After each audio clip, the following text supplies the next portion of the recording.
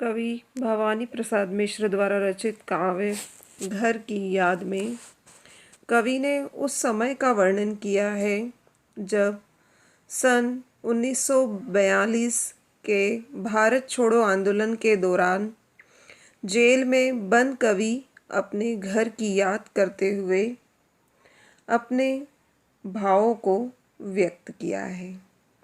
तो यहाँ पर देखिए, आज पानी गिर रहा है, बहुत पानी गिर रहा है, रात भर गिरता रहा है, प्राण मन घिरता रहा है। पानी गिरना यानी वर्षा होना, और प्राण मन घिरना, प्राण मन घिरता यानी जीवन और मन घर की यादों से घिरा हुआ होना। तो यहाँ पर कवि कहते हैं कि बाहर वर्षा हो रही है, बहुत पानी गिर रहा है और बारिश अत्यंत तेज हो रही है। रात भर गिरता रहा, बादलों से पूरी रात पानी बरसता रहा है, प्राण मन घिरता रहा है। और इधर कवि के मन में घर के लोगों की याद, घर के लोगों की यादों के बादल घिर आए हैं। यानी ऐसे समय में उन्हें अपने घर के लोगों की याद बहुत आ रही है। बहुत पानी गिर रहा है, घर नज़र में तिर रहा है। कवि कहते हैं कि बाहर जब बहुत तेज वर्षा हो रही है तो कवि की दृष्टि में उनका घर उन्हें तैरते हुए नजर आ रहा है। घर की मुझसे दूर है जो, घर खुशी का पूर है जो। कवि बताते हैं कि कवि का घर यद्यपि उनसे बहुत दूर है, लेकिन उनका घर प्रसन्नता से भरा हुआ है। वह खुशियों का भंडार है, खुशी का पूर यानी खुशियों का भंडार। घर में चार भाई, मायके में बहन आई, बहन आई बाप के घर, हाय रे परी ताप के घर। यहाँ पर कवि ने बताया है कि उसके घर में चार भाई हैं, मायके में बहन आई और उसकी विवाहित बहन भी अपनी माँ के घर आई है। मायके यानी माँ का घर। बहन आई बाप के घर, उसकी बहन अपने पिता के घर आई होगी। कवि याद करते हुए सोचते हैं कि इस समय उनकी बहन अपने पिता के घर आई होगी, परंतु हाय रे परिताप के घर, लेकिन वहाँ आकर उसे प्रसन्नता नहीं हुई होगी, क्योंकि वहाँ पर कवि को न पाकर उसे लगता है कि वह पिता के घर नहीं, कष्टों के घर में आई है। हाय रे परिताप के घर, यहाँ पर परिताप यानी कष्ट से भरा हुआ, दुख से भरा हुआ। आगे देखिए, सबकी घर में सब जुड़े हैं, सबकी इतने कब जुड़े हैं। कवि यहाँ बताना चाहते हैं कि कवि का जो घर है वह आदर्श घर है। उसके चार भाई हैं, उसके चार भाई हैं और वे चारों भाई सब परस्पर आपस में प्रेम से जुड़े हुए हैं, अर्थात उनमें एक दूसरे को लेकर सहयोग की भावना है। सभी लोग इतने मिलकर रहते हैं कि वे एक दूसरे की सहायता करते रहते हैं। चार भाई चार बहनें, कवि कहते हैं कि उनके चार भाई हैं और चार बहनें भी हैं। भुजा भाई प्यार बहनें, कवि बताते हैं कि उसके भाई एक दूसरे की भुजा के समान हैं। जिस प्रकार की भुजाएं मनुष्य का काम करती है, सहयोग करती है, सहायता करती है, उसी प्रकार उनके भाई एक दूसरे की सहायता करते हैं। और उनकी बहनें प्यार के समान हैं।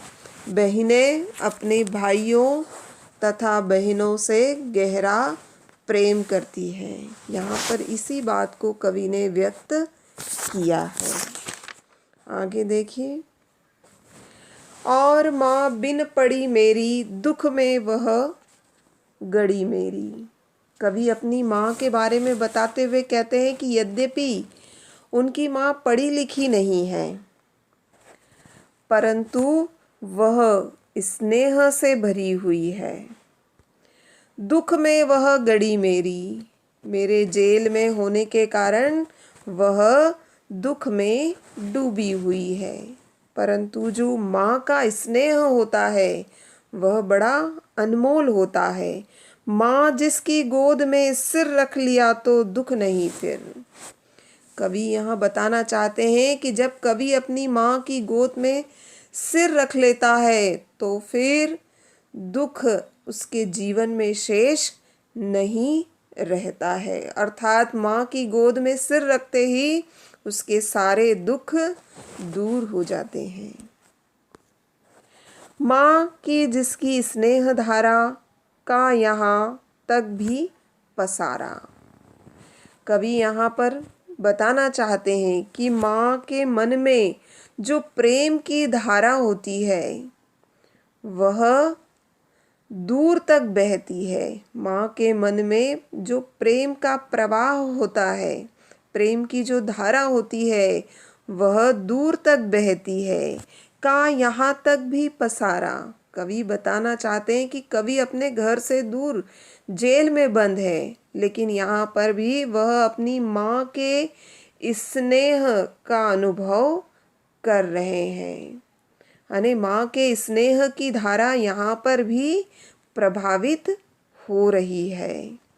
उसे लिखना नहीं आता जो कि उसका पत्र पाता। कवि बताते हैं कि उनकी माँ को लिखना नहीं आता है, इसीलिए वह पत्र लिखकर कवि को नहीं भेज पाती है।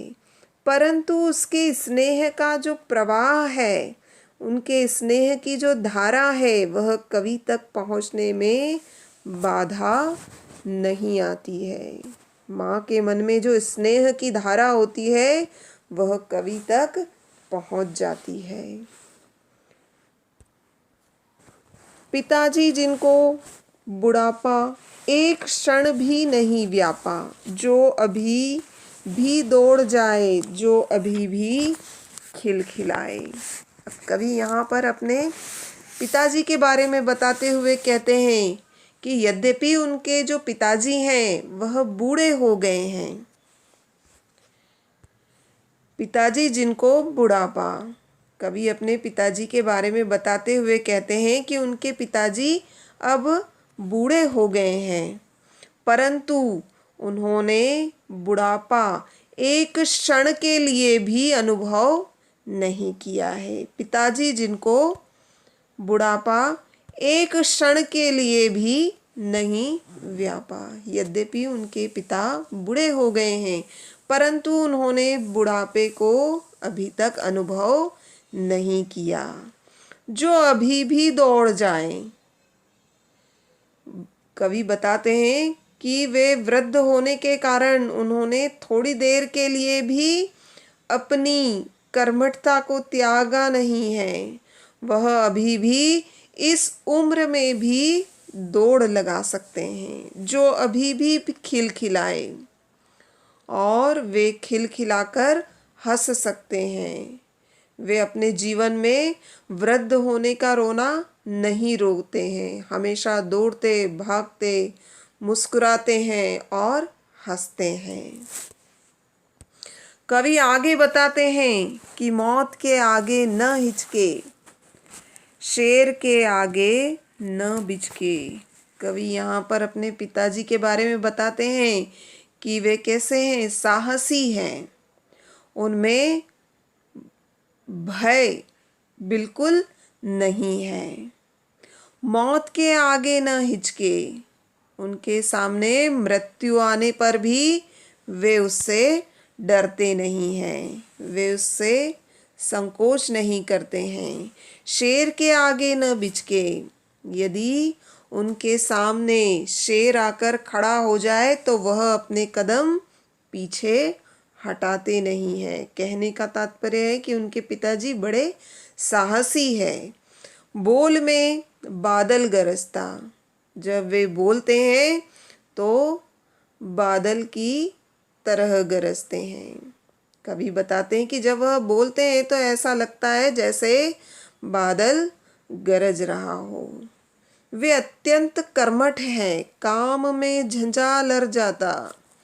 वे मेहनती हैं, अब भी वह काम करने में पीछे नहीं हटते हैं। उनके कार्य करने में आंधी तूफान जैसी तेजी होती है। झंझा यानी तूफान। आज गीता का पाठ करके दंड 260 करके। कवि अपने पिता के बारे में स्मरण करते हुए बताते हैं कि उनके पिता धार्मिक ग्रंथ गीता को, भगवत गीता को पढ़ने के उपरांत दंड 260 करके, यानी धार्मिक ग्रंथ भागवत गीता को पढ़ने के उपरांत वे व्यायाम किया करते हैं।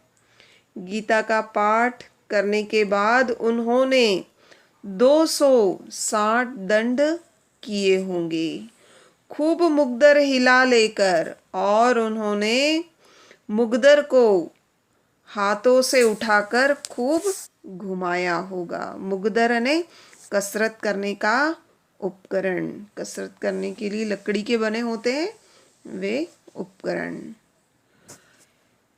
मूठ उनकी मिला लेकर, कवि बताते हैं कि उन्होंने मुग्दर को हाथों में उठाकर खूब घुमाया होगा और उसकी मूठ पकड़कर मिलाया होगा। जबकि नीचे आए होंगे नैन जल से छाए होंगे। हाय पानी गिर रहा, घर नजर में तिर रहा।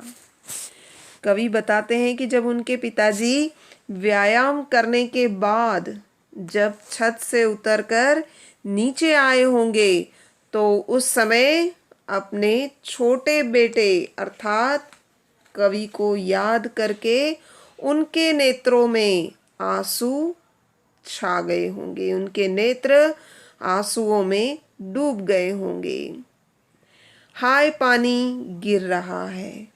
कवि यही सोचकर दुखी हो रहे हैं कि इधर जेल के बाहर पानी बरस रहा है और घर नज़र में तिर रहा है, और उधर कवि की नज़रों में उनका घर और उनके परिवार उन्हें तैरते हुए दिखाई दे रहे हैं। 4 भाई 4 बहिनें, भुजा भाई प्यारी बहनें, खेलते या खड़े होंगे नजर उनको पड़े होंगे। कवि बताते हैं कि घर पर उसके 4 भाई हैं और 4 बहनें भी हैं, और भाई एक दूसरे की भुजाओं के समान हैं। यानी जिस प्रकार की भुजाएं हमारा सहयोग करती है उसी प्रकार उनके भाई उनकी सुरक्षा और सहयोग करने वाले हैं। और बहनें, सभी बहनें भाई बहनों को प्यार और स्नेह देने वाली है। खेलते या खड़े होंगे। जब कवि के पिता छत से नीचे आए होंगे तो उन्हें अपने पुत्र और पुत्रियां दिखाई दिए होंगे, यानी अपने परिवार के सभी सदस्य दिखाई दिए होंगे। या तो वे खेल रहे होंगे या घर में ही खड़े होंगे। पिताजी जिनको बुढ़ापा एक क्षण के लिए भी नहीं व्यापा। कवि बताते हैं कि यद्यपि उनके पिताजी की जो आयु है वह आयु के अनुसार बूढ़े अवश्य हो चुके हैं, परंतु एक क्षण के लिए भी उनमें बुढ़ापा नहीं आया है। वह क्षण भर भी स्वयं को बुढ़ापे के कष्टों और दुर्बलता से प्रभावित नहीं पाते हैं। रो पड़े होंगे बराबर पांचवे का नाम लेकर। वे आगे बताते हैं कि अपने पांचवें पुत्र को जो इस समय जेल में बंद है, उसकी याद करके वे निरंतर रोते होंगे और उसे याद करके उनका जो रोना है वह रुकने का नाम नहीं लेता होगा। पांचवा मैं हूँ अभागा, जिसे सोने पर सुहागा। कवि बताते हैं कि यद्यपि उनके 4 भाई हैं और वे घर पे ही रह रहे हैं, वह अपने पिता के 5वें बेटे हैं और घर से दूर हैं, और घर से दूर होने के कारण पिता के मन में उनके प्रति इस समय और भी प्रेम उमड़ रहा होगा। पिताजी उसे अपने अन्य पुत्र से श्रेष्ठ कहकर उसे सोने पर सुहागा बताते हैं। पिताजी कहते रहे हैं, प्यार में बहते रहे हैं। कवि बताते हैं कि उनके पिताजी उनको अन्य भाइयों से श्रेष्ठ बताने के कारण पिताजी का उनके प्रति प्रेम है।